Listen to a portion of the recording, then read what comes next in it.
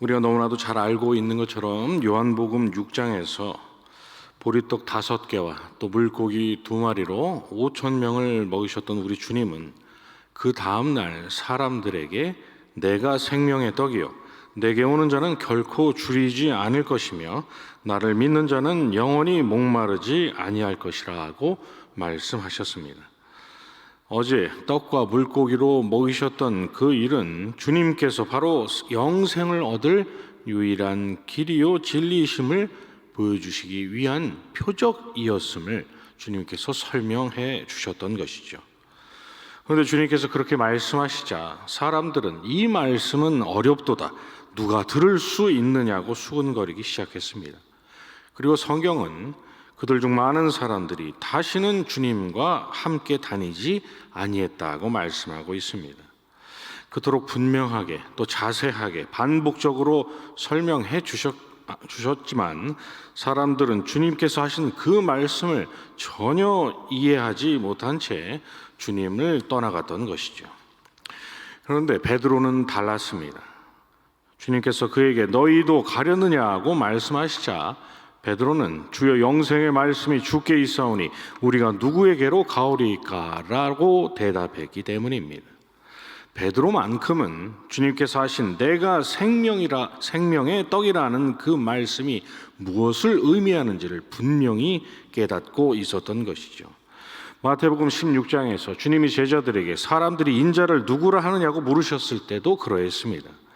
제자들은 주님의 그 물으심에 더러는 세례요한, 더러는 엘리야, 어떤 이는 예레미야나 선지자 중에 하나라 하나이다 라고 아뢰지만 베드로는 너희는 나를 누구를 하느냐는 주님의 물으심에 조금의 망설임도 없이 주는 그리스도시요 살아계신 하나님의 아들이시니이다 라고 100점짜리 정답을 말했기 때문입니다.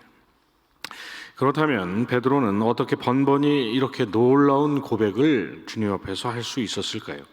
보통 사람들과는 달리 베드로는 어떤 탁월한 영적 감각의 소유자였기 때문일까요? 그렇지 않습니다. 바요나 시모나 내가 복이 있도다 이를 내게 알게 하니는 혈육이 아니요 하늘에 계신 내 아버지시니라고 하신 우리 주님의 말씀처럼 하나님께서 베드로에게 말씀을 듣고 깨달아 주님을 구주로 고백하며 영접하고 하나님으로부터 의롭다 하심을 얻고 영생을 얻는 그 결실을 맺을 들을 귀를 베드로에게 허락하셨기 때문입니다.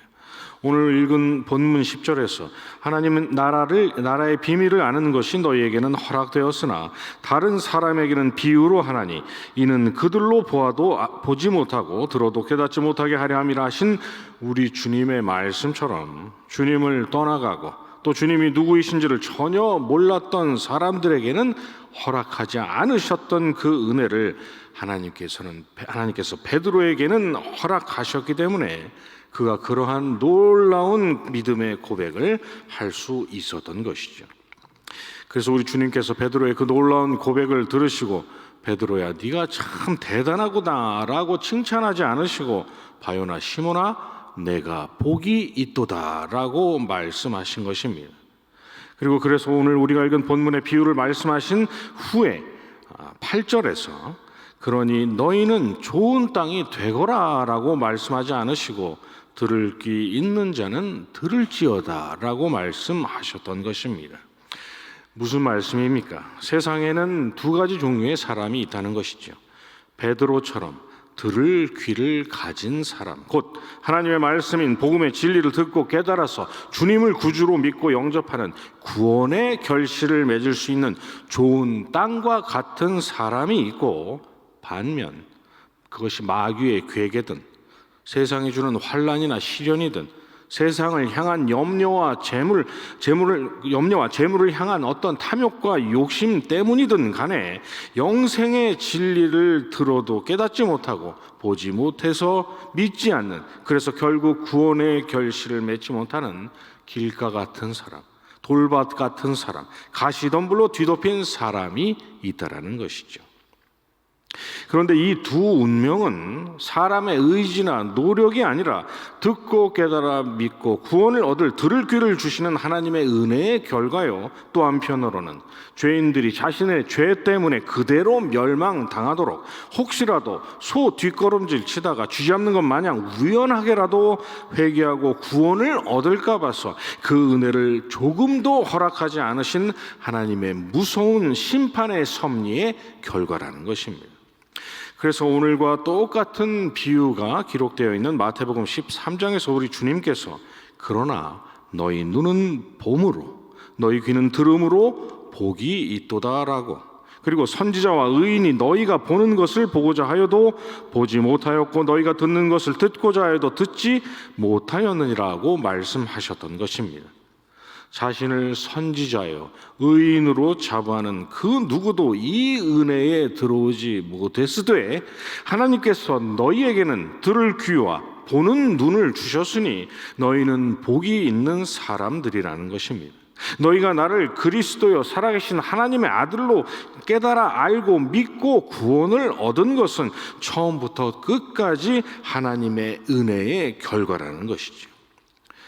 우리는 흔히 오늘 우리가 읽은 본문에 등장하는 이 씨 뿌리는 비유를 보면서 마귀에게 말씀의 씨앗을 우리가 빼앗기지 말아야겠다, 시련 앞에서도 믿음을 잃지 말아야겠다, 흔들리지 말아야겠다, 이 생의 염려와 재물을 향한 사랑을 끊어내야겠다, 그래서 말씀을 듣고 말씀을 듣는 족족 결실을 맺는 좋은 땅이 되어야겠다라고 다짐하곤 하지만, 물론 우리의 삶에 하나님께서 기뻐하실 만한 그러한 삶의 열매가 있어야 하겠지만 주님은 그런 의도로 이 비유를 말씀하신 것이 아닙니다.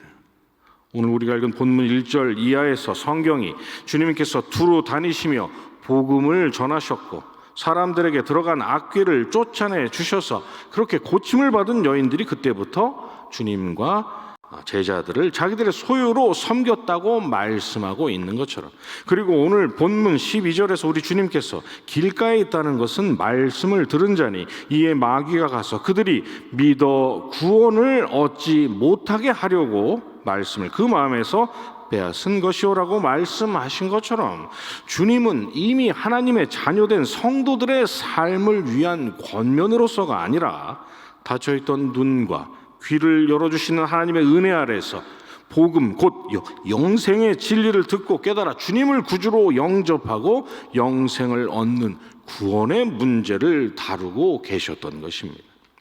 본문 11절 이하에서 하나님의 말씀이란 멸망치 않고 구원을 얻을 복음인을 의미하는 것이죠. 좋은 마음으로 말씀을 듣고 지킨다라는 그 표현은 그 전해진 복음을 듣고 영접한다는 의미인 것입니다. 본문에서 말씀하고 있는 결실이란 복음을 영접한 자들이 누리게 될 영생 복락을 의미하는 것이죠. 악귀를 쫓아내 주시고 그래서 나음을 입은 여인들이 주님을 섬겼다라는 말씀은 마귀의 지배하에서 아무리 복음의 진리와 표적을 듣고 봐도 깨달아 구원을 얻지 못할 길가와 같은 그러한 심령을 듣고 깨달아 구원을 얻을 좋은 땅으로 주님께서 바꿔 놓으셨다는 것을 우리에게 보여주고 있는 것입니다. 왜 그렇습니까? 구스인이 그의 피부를, 표범이 그의 반점을 변하게 할 수 있느냐? 할 수 있을진데 악에 익숙한 너희도 선을 행할 수 있으리라는 예레미야 13장 23절의 말씀처럼, 그리고 귀신 들린 사람들 중에서 누구도 스스로 나음을 입지 못했던 것처럼 오병이어 친히 주님으로부터 말씀을 들었음에도 깨닫지 못하고 수많은 주님께서 보여주신 표적을 보고도 주님이 누구이신지를 전혀 알아보지 못했던 사람들처럼 사람에게는 스스로 자기의 심령을 영생의 진리를 듣고 깨달아 구원을 얻는 좋은 땅으로 바꿀 능력 자체가 없기 때문입니다.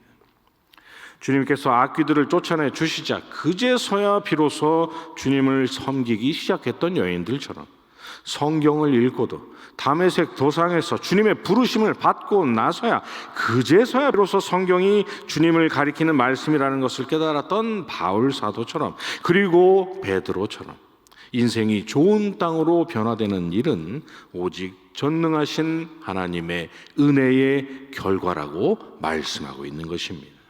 바요나 시모나 내가 복이 있도다라고 하신 말씀처럼 주님은 네 가지 땅에 뿌려지는 이 씨 비유를 통해서 오늘을 살아가고 있는 저와 여러분에게 우리가 주님을 그리스도여 살아계신 하나님의 아들로 고백하고 생명의 떡이신 줄 알고 하나님께 나아갈 유일한 길이요 진리요 생명인 줄을 알고 믿는 것은 좋은 땅이 되고 싶었던 우리의 소원과 결단, 의지와 노력의 결과가 아니라 마귀 때문에 또 시련 때문에 세상의 염려 때문에 꼼짝없이 영원한 불못으로 떨어질 수밖에 없었던 저와 여러분이 그리스도의 복음을 듣고 구주로 영접하고 의롭다 하심을 얻은 그 구원의 결실을 맺게 된 일은 저와 여러분이 아니라 우리를 좋은 땅 되게 하신 하나님의 전적인 은혜의 결과라고 말입니다.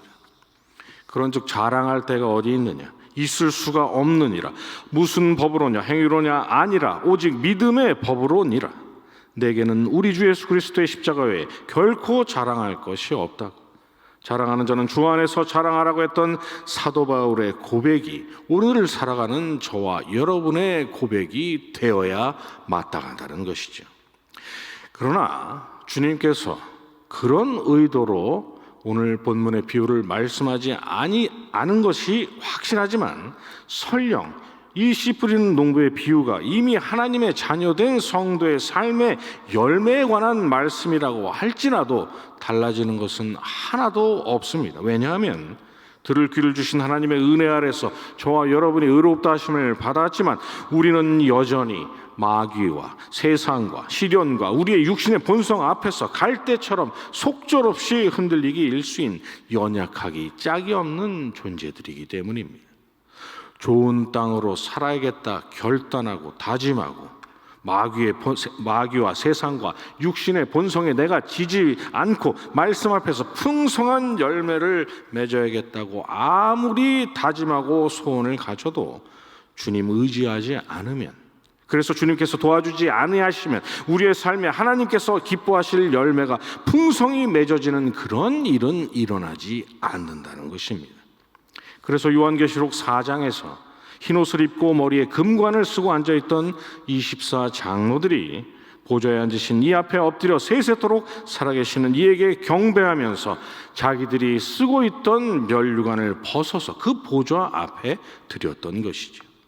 의롭다 하시면 말할 것도 없고 이 땅에서의 순례의 길을 지나 약속하신 영원한 본향에서 그 영광의 면류관을 받기까지 아무리 살펴봐도 온통 그리스도 안에서 베풀어 주신 우리 하나님의 은혜의 흔적 외에는 그들이 아무것도 발견할 수가 없었기 때문입니다.